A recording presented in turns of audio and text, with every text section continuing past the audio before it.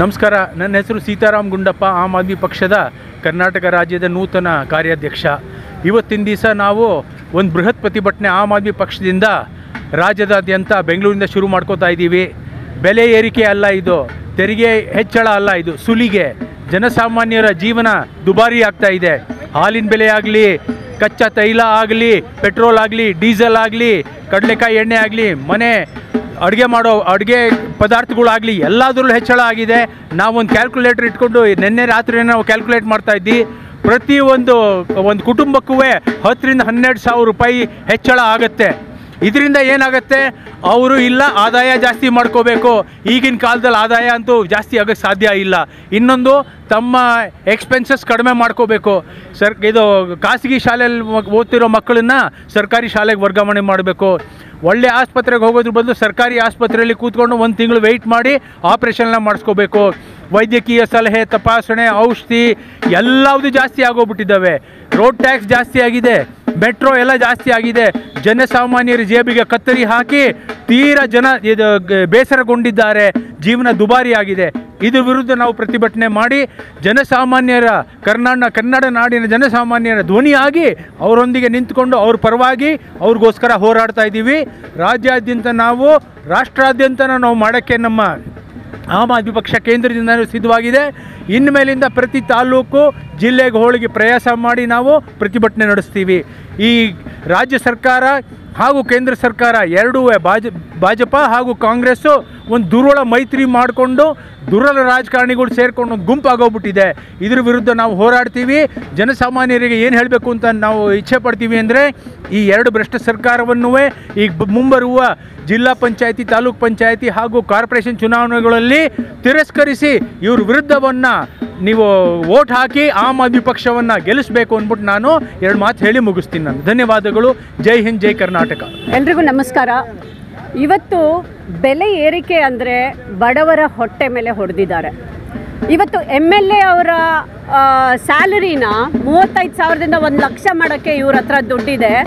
ಅವರಿಗೆ ಫ್ರೀಯಾಗಿ ನಾವು ಕೊಟ್ಟ ಈ ಗೌರ್ಮೆಂಟ್ ವೆಹಿಕಲಲ್ಲಿ ಓಡಾಡೋಕ್ಕೆ ಅವ್ರಿಗೆ ಫ್ರೀಯಾಗಿ ಎಲ್ಲ ವ್ಯವಸ್ಥೆಗಳನ್ನು ಮಾಡ್ತಾ ಇದ್ದಾರೆ. ಬಟ್ ಬಡವರಿಗೆ ಯಾರು ವ್ಯವಸ್ಥೆ ಮಾಡ್ತಾ ಇರೋದು? ಈ BJP ಆಗಿರ್ಬೋದು, ಈ ಕಾಂಗ್ರೆಸ್ ಆಗಿರ್ಬೋದು, ಒಂದೇ ನಾಣ್ಯದ 2 ಮುಖಗಳು. ಇಬ್ಬರು ಕರಪ್ಷನ್ನು. ಮುಂಚೆ 40% ಆಯಿತು, ಇವಾಗ 60% ಆಯಿತು. ಇವರಿಗೆಲ್ಲ ನಾವು ವೋಟ್ ಹಾಕಿ ಅಲ್ಲಿ ಕೂರಿಸಿದಾರಲ್ಲ, ನಮ್ಮ ಜನರಿಗೆ ತಲೆ ಇಲ್ಲ. ಇವಾಗಾದರೂ ತಿಳ್ಕೊಳ್ಳಿ. ಮುಂದೆ ನಾವು ಈ 2 ಪಕ್ಷನ ಬಿಟ್ಟು ಆಮ್ ಆದ್ಮಿ ಪಕ್ಷಕ್ಕೆ ವೋಟ್ ಹಾಕಿದರೆ ನಾವು ಡೆಲ್ಲಿಯಲ್ಲಿ ಆಸ್ಪತ್ರೆ, ಹೆಲ್ತ್ ಕೇರ್ ಇರ್ಬೋದು, ನಮ್ಮ ಸ್ಕೂಲ್ ಇರ್ಬೋದು, ಎಲ್ಲದನ್ನು ಫ್ರೀ ಮಾಡಿ, ಫ್ರೀ ಅಂದರೆ ನಿಮ್ಮ ಟ್ಯಾಕ್ಸ್ ದುಡ್ಡನ್ನು ನಿಮಗೆ ವಾಪಸ್ ಕೊಟ್ಬಿಟ್ಟು ನಾವು ಅಲ್ಲಿ ಸರ್ಕಾರನ ನಡೆಸಿ ಮತ್ತು ಅಲ್ಲಿ ಬಜೆಟನ್ನು ಸರ್ಪ್ಲಸ್ ಆಗಿ ಇನ್ನೂ ಉಳಿದಿದೆ ಬಜೆಟಲ್ಲಿ. ಅಂದರೆ ಏನಾಗಬೇಕು ಅಂದರೆ, ಈ ಪಾಲಿಟಿಷಿಯನ್ಸ್ 2 ವಿಷಯ. ಒಂದು, ಕರಪ್ಷನ್ ನಿಲ್ಲಿಸಬೇಕು, ಇನ್ನೊಂದು ಬೆಲೆ ಏರಿಕೆನ ನಿಲ್ಲಿಸಬೇಕು. 40% ಅವ್ರ ಪಾಕೆಟ್ಗೆ ಹೋಗ್ಬೇಕಲ್ವಾ, ಅವರ MLAಗಳಿಗೆ ಸ್ಯಾಲ್ರಿ ಕೊಡಬೇಕಲ್ವಾ. ಆದ್ದರಿಂದ ಒಂದು ಸಾಮಾನ್ಯ ವ್ಯಕ್ತಿ ಒಂದು 15,000 ರೂಪಾಯಿ ದುಡಿದ್ರೆ, ಈವನ್ ಒಂದು ಇಂಜಿನಿಯರು ಇವಾಗ ಒಂದು 15,000 ಅಷ್ಟೇ ಅವನಿಗೆ ಸ್ಯಾಲ್ರಿ ಸಿಗ್ತಾ ಇರೋದು. ಬೀಟ್ ಪ್ರೈವೇಟು, ಗೌರ್ಮೆಂಟ್ ಎಲ್ಲೋದ್ರೂ ಕೆಲವ್ರಿಗೆ ಪೆನ್ಷನ್ನು ಸಿಗ್ತಾ ಇಲ್ಲ. ಈ 15,000ದಲ್ಲಿ ಅವರು ಮನೇನ ನೋಡ್ಕೊಳ್ತಾರ, ಅವರ ಟ್ರಾನ್ಸ್ಪೋರ್ಟ್ ನೋಡ್ಕೊಳ್ತಾರ. ಈ ಗಂಡಸರಿಗೆ ಒಂದು ಕೈಯಿಂದ ಕೊಡ್ತಾರೆ, ಒಂದು ಕೈಯಿಂದ ಇಸ್ಕೊಳ್ತಾರೆ. ಹೆಂಗಸರಿಗೆ ಫ್ರೀ ಮಾಡಿದ್ರು, ಗಂಡಸರಿಗೆ ಡಬಲ್ ಮಾಡಿದ್ರು. ಇದೆಲ್ಲ ಏನು ವ್ಯವಸ್ಥೆ? ಕೊಡಲೇಬೇಡಿ ಗ್ಯಾರಂಟಿನ, ನಿಮ್ಮ ಕೈಲಿ ಆಗಲ್ಲ ನಡ್ಸೋಕ್ಕೆ. ನಾನು ಏನು ಹೇಳಿದೆ, ಸಾಮಾನ್ಯ ಮಹಿಳೆಯಾಗಿ ಹೇಳ್ತಾ ಇದ್ದೀನಿ. ನಾವು ಬೆವರು ಸುರಿಸಿ ಕೆಲಸ ಮಾಡೋಕ್ಕಾಗ್ತಾ ಇಲ್ಲ. ಈ ಬೆಲೆ ಏರಿಕೆಯಲ್ಲಿ ರಕ್ತ ಸುರಿಸಿ ಕೆಲಸ ಮಾಡಿ ನಾವು ಸಾಯೋ ತನಕನೂ ಸರ್ಕಾರಕ್ಕೆ ಟ್ಯಾಕ್ಸ್ ಕಟ್ಕೊಂಡು ಬೆಲೆ ಏರಿಕೆ ಇದನ್ನೆಲ್ಲ ಕಟ್ಕೊಂಡೇ ನಾವು ಸಾಯಬೇಕಾಗುತ್ತೆ. ಇವತ್ತು 4 ರೂಪಾಯಿ 1 ಲೀಟ್ರಿಗೆ ಹಾಲು ಜಾಸ್ತಿ ಆಗಿದೆ ಅಂದರೆ ಮಕ್ಕಳಿಗೆ ಯಾವ ಥರ ಮಕ್ಕಳಿಗೆ ನಾವು ಹಾಲು ಕೊಡಬೇಕು? ಆ ಹಾಲಿನ ಬೆಲೆ, ನೀರಿನ ಬೆಲೆ, ಕರೆಂಟಿಂದು, ತರಕಾರಿ ಬೆಲೆಗಳು ಎಲ್ಲನೂ ಜಾಸ್ತಿ ಆಗಿದೆ ಅಂದರೆ ಇವರು ಸರ್ಕಾರಿ ಕೆಲಸಗಾರರಿಗೆ ಮಾತ್ರ ಸಂಬಳ ಜಾಸ್ತಿ ಮಾಡ್ತಾರೆ. ಪ್ರೈವೇಟ್ ಕೆಲಸಗಾರರು, ಕೂಲಿ ಕೆಲಸ ಮಾಡೋರಿಗೆ ಎಲ್ಲೋಗಬೇಕು? ಇಂಥದಕ್ಕೆಲ್ಲ ಪರಿಹಾರ ಅಂದರೆ ಆಮ್ ಆದ್ಮಿ ಪಕ್ಷ ಕರ್ನಾಟಕದಲ್ಲಿ ಬಂದ್ರೇ ಇದಕ್ಕೆಲ್ಲ ಪರಿಹಾರ.